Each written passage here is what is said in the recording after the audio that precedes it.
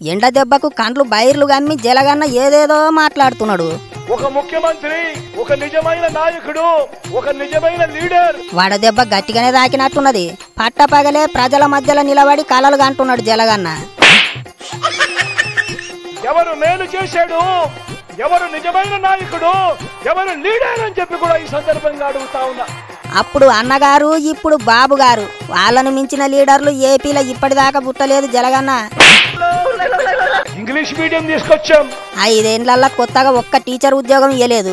పిల్లలకు ఇంగ్లీష్ పాఠాలు ఎవరు చెప్తున్నారు జలగన్న? తెలుగు టీచర్లా?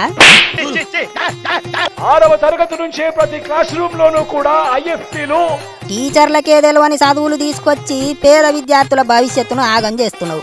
పైన పటారం లోన లొటారం అన్నట్టు చేసినావు.